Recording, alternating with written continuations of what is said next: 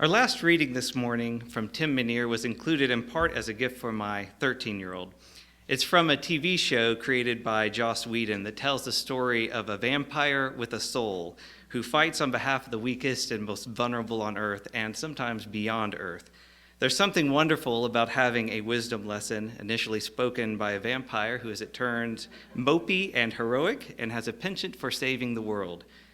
But I also chose it because it connects both with what makes life meaningful and to us as human beings and how we make and sustain meaning in a world that is often overwhelming in its complexity, beauty, and cruelty. The sentiment that if there's no great glorious end to all this, if nothing we do matters, then all that matters is what we do, because that's all there is. Because if there's no bigger meaning, then the smallest act of kindness is the greatest thing in the world. That resonates very deeply with me. It imbues the ordinary acts of life with purpose, even in the face of my own extraordinary smallness, or the intractability of systemic injustice, or the vastness of time and space. As Loyal Rue put it, any existential losses incurred by naturalizing religious meanings may be fully compensated by an acquired sense for the mystery and sanctity of nature itself. Yet I think it's important to remember that that sentiment doesn't exist by itself. When I read that the smallest act of kindness is the greatest thing in the world, or consider the grandeur of the mystery and sanctity of nature itself, what's happening inside my brain is that I'm remembering stories. And it's these remembered stories that make the meaning, that give me a context to understand that because nothing we do matters, all that matters is what we do. My first lessons in ecological justice are embedded in the grief I felt when my cousins needlessly killed the garter snakes in my grandmother's garden, or how I felt when I was climbing a tree swaying in the breeze under the moon. And even my first steps at learning to resist the horrors of white supremacist capitalist patriarchy came when, even as a child, I saw the same people who hurt me were socially permitted to hate certain others on the basis of color or gender or sexuality or religion or class or ability, and that our suffering and our liberation were bound up together. I remember what's happened to me, what's been shared by others, what's been sung and written. It's how I keep in touch with what is most wonderful and beautiful in life, to celebrate and be grateful. And when I get discouraged, when there's barely enough energy to do the bare minimum, I return to those memories. I return to the stories that I've lived and heard to find the energy and the insight I need to keep going. We do this a little bit, I think, haphazardly and automatically, but it's also a skill we can cultivate, and it's a skill we should cultivate. Bell Hooks has written about something like it in her description of collective Black self-recovery. In her book, Yearning, Race, Gender, and Cultural Politics, she writes, "Memory need not be a passive reflection, a nostalgic longing for things to be as they once were. It can function as a way of knowing and learning from the past. It can serve as a catalyst for self-recovery. We need to keep alive the memory of our struggles against racism so that we can concretely chart how far we have come and where we want to go, recalling those places, those times, those people that gave us a sense of direction." And Hooks is right to emphasize this for all of us dreaming of and working for a community where everyone's voice is heard and everyone's needs are met. Because most of the time in most of our lives, we're hearing the stories told by those who stand to gain from injustice, or who are so deeply enmeshed in our culture that they, or too often we, unintentionally but still powerfully repeat what's been said and what we have been socialized to learn. They tell us a tale that makes the current order of things sound, if not natural, then at least inevitable. They want us to believe that the way things are is the best they'll ever be, or that things are already getting better without any further work on our part. They want us to believe that if only we'll be patient and not agitate, not rock the boat, we'll keep progressing toward equality and liberation. They don't want us to remember the stories of how things really changed. They don't want us to remember the stories, whether they're our own or those that have been handed down to us. They don't want us to remember the hard and persistent work of those who dared to say no to injustice. But they do want us to remember our heroes as merely unique individuals, as exceptions, instead of remembering them in the context of communities they belong to and that came together to make a difference. They do want us to feel insignificant, powerless, overwhelmed, indifferent, resigned to the way things are. We need to keep alive the memory of our struggles, wrote Hooks, to know and learn from the past so that it can serve as a catalyst for self-recovery. And this is why doing things like studying the Bible is still important to me. These stories and poems are part of our history of recalling those places, those times, those people that gave a sense of direction and helped us to know we were not idly standing by, whether we are reading the texts themselves or remembering how they've inspired and directed troublemakers and prophets through the centuries. Or, all too often, we read these texts to learn how the message of justice and wholeness has been betrayed, reduced, and destroyed by those in charge. Hermeneutics is not a nostalgic longing. It is a political act. As Lerone Bennett has put it, an educator in a system of oppression is either a revolutionary or an oppressor. So in the lectionary readings for today, one of the scripture stories we're invited to remember is when Saul became Paul and had a change of heart. It's a familiar one. An evil man convinced he's doing good goes in search of more victims. Something unexpected happens to change his mind. The evil man becomes a good man and takes up the side of his innocent victims. The good man spends the rest of his life advocating for a message of grace and justice. It's an exciting tale that begins with Saul on his way to Damascus to hunt down, as the text has it, any who belong to the way, men or women. And if you've been reading Acts through, you already know what Saul is capable of doing. You know that Saul doesn't just breathe threats, but he follows through with arrests and murders. Just one chapter earlier, the narrator of Acts tells us that even while godly people were still in mourning for the death of a friend, Saul began to destroy the church. In other words, Saul was so callous that he didn't even give his enemies the dignity or the breathing space to grieve before he struck his next blow. In this story, Saul begins as subhuman, zealous and scary, and the stage is set. Our evil antagonist appears in the theater of our mind, and the crowd lets out a muffled chorus of boos and groans. This setup is important. You can imagine a very different story being told by those who found Saul's murderous acts as virtuous. From that perspective, Saul would begin as a hero, a faithful champion of orthodoxy and conservative values, and the story would unfold as a tragedy, a betrayal with an inevitable and well-deserved bloody ending. But the author of Acts isn't telling that story. Saul is our bad guy, and we know to be wary. We're meant to be surprised when things change, and even a little mistrustful. That's why those flashing lights and a voice from heaven is in the story, to reassure us. The storyteller knows it's going to take something special to make us believe. So we have the disembodied voice of Jesus speaking from heaven in those classic lines, "Saul, Saul, why do you persecute me?" And Saul recognizes that this is not someone with whom to trifle, and he answers, "Who are you, Lord?" And the voice says, "I'm Jesus, whom you are persecuting, but get up and enter the city, and you will be told what you're to do." This has all the makings of a great story. Just at the edge of tragedy, as Saul nears Damascus with a heart full of malice and a head full of plans for persecution, there comes, literally out of nowhere, the intervention that brings a last-minute rescue. Saul's companions are speechless, and Saul is made blind in a burst of light. Our friends are safe, our bad guy is incapacitated, and this previously feared enemy is now helpless enough that he has to be led by the hand, and so overwhelmed that he stops eating and drinking. The ever-listening crowd in our minds, who knows not to rejoice in the misfortune of anyone, nevertheless stifles a cheer. So now the narrator adds a new actor, a humble disciple in Damascus, one of the ones whom Saul would have presumably arrested. The disciple has a miraculous vision too, telling him to go and help Saul. At this point, the storyteller expects all our minds to start screaming, "No, don't go. It's a trap." that guy will kill you.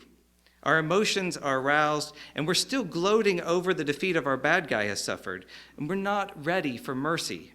And that's why I think neither is Ananias. We quickly identify with Ananias and let the fellow speak on our behalf. He talks back politely and says, "Lord, I've heard from many about this man, how much evil he has done to your saints in Jerusalem. And here he has authority from the chief priests to bind all who invoke your name." And so we come, I think, to the point of this whole story, because the ethereal answer is this: "Go, for Paul is an instrument whom I have chosen to bring my name before Gentiles and kings and before the people of Israel." This is the highlight, the climax of the story. Even when Ananias goes and restores Saul's sight and baptizes him, it has the feeling of a foregone conclusion. The real miracle here is that Saul has become Paul, and instead of persecuting the disciples in Damascus, he spends days with them and begins teaching in the synagogues. Religions have been very good at preserving stories like this that make sense of our own lives and the astonishing cosmos in which we awake each morning. This is one of the reasons that Rue could say that often religious life is a sanctuary of existential meaning. I'm fascinated, too, by the questions that surround these stories about why someone told these tales, why other people thought they were important enough to keep telling again and again through generations. I'm also fascinated by how the same stories can be told in very different ways and produce very disparate results. Some of our meaning-making machines get wired up in very different ways with neurological twists and turns that don't always lead us to wonderful places. We can become so delusional, too, so attached to these stories and beliefs and so unaware of how they run our thinking and acting that we, with all of our wonderful potential, recede into the background. Instead of actors, we become mere scenery. But in contrast with Rue's important and often true point, naturalizing religious texts and experiences isn't inevitably a hostile act that destroys meaning or undermines faith. In this case, Saul's conversion story, though fantastic, still feels very relevant. In a society in general, and an election year in particular, where the sides are increasingly drawn in permanent ink, where the issues are polarized to the point that supporters of certain political candidates spontaneously and regularly attack courageous protesters, I hear the lure of the good versus evil plot line even more than I usually do. When, for example, I cast my vote in the primary election last month, the person in front of me asked for a Republican ballot. A tiny but very visceral part of my mind immediately played images of Trump and Rubio and Cruz and cried out, "Evil! This is a bad guy. Stay away from him. He's going to punch you and persecute you and your friends." I read our biblical tale of Saul and Ananias while thinking about how people over thousands of years have had to wrestle with divisions, injustices, and violence. We want the world to be a beautiful place where everyone's voice is heard and needs are met, and we believe it's possible. But how does Saul become Paul? And just as importantly, how did the people of Damascus come into right relationship with Paul? We wrestle with these kinds of questions in our imaginations and in our realities.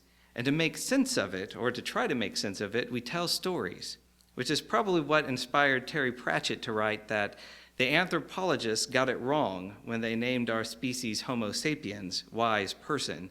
In any case, it's an arrogant and big-headed thing to say, wisdom being one of our least evident features. In reality, we are pan-narrans, the storytelling chimpanzee. But the way Pratchett tells it, in as many books of stories, you get the idea that there's more to this insight, or that this insight doesn't quite go far enough, for it is in the telling and retelling of stories that wisdom has a chance. We need communities, and we need to support communities who care about justice, who understand the systems of oppression and domination, to take up the pen, the brush, the stage, the drum, the microphone. We need all manner of art to help us think about these questions and stumble toward an answer. We need folk stories, we need historians, we need role-playing games, we need good friends and good conversations over cups of tea and long walks. We need the singing of songs and the telling of tales. We need to learn to listen, to interrogate our own complicity with the way things are so that we can learn how to resist. We need to learn to tell our own stories, to find out how we got here and what we really think, so that we can understand and then resist the ways in which we've been conditioned into acting a part that so often contributes to oppression and marginalization of others. We need to listen to the stories of others so we learn we're not alone, and so we can understand how our stories and the systems of domination intersect, and so we can push the boundaries of our own understanding. We need to read outside what is familiar to us, especially to read and listen at the margins when we have become accustomed to seeing the world according to the powers that be. And we need to be reminded of what's gone before us, to be proud and to celebrate, and to be sad and grieve. We need to learn what has worked, what hasn't worked, and why. In other words, we need to hear stories where we are Ananias on the right side of justice and grace, discerning what to do next. And we need to hear stories where we are Saul, in desperate need of a painful change.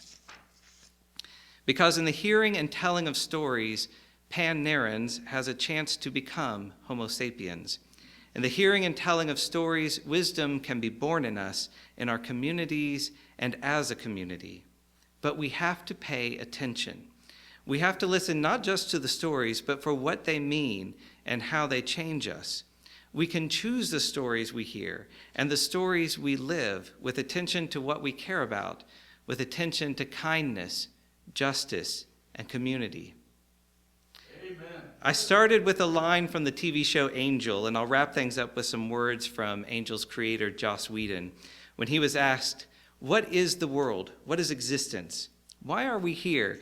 How can I and us feel more sane and purposeful in our own lives? And how do you represent that philosophy in your writing?" And Whedon responded in this way: "The world is random and meaningless, a terrifying place, and we all, spoiler alert, die. Most critters are designed to not know that, but we are designed uniquely to transcend that, to understand what we have right now and right here has as much meaning as anything we're afraid of. The main function of the human brain is storytelling. Memory is storytelling. And from the very beginning, we're learning to tell a story about ourselves. We come here to celebrate exactly that, storytelling and the shared experience that it gives us, how we live with each other." That's a pretty fair explanation of why I keep listening, keep remembering, whether these are stories of Jesus and Saul becoming Paul, or the simple stories of those of us gathered together in this room.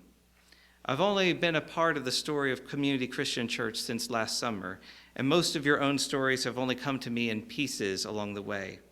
But I want to listen and understand, and I'm glad to add a paragraph or page to the narrative of this community, perhaps in our ongoing tale of conversion, where together in a city in which I have found it so difficult to live, we turn it around, offer kindness instead of hate, and justice instead of a tired resignation to the way things are. Because in the end, it turns out we don't need a voice from heaven.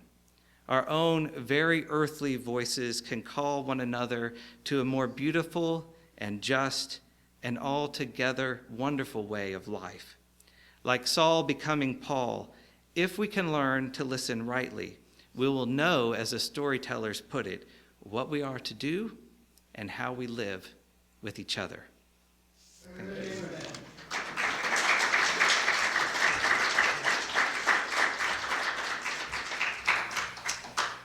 You have been watching a progressive Christian video from the Community Christian Church of Springfield, Missouri. We encourage our viewers to donate to our efforts in feeding the homeless and hungry of our community. Write to us at Reverend Dr. Ray at AOL.com for more information.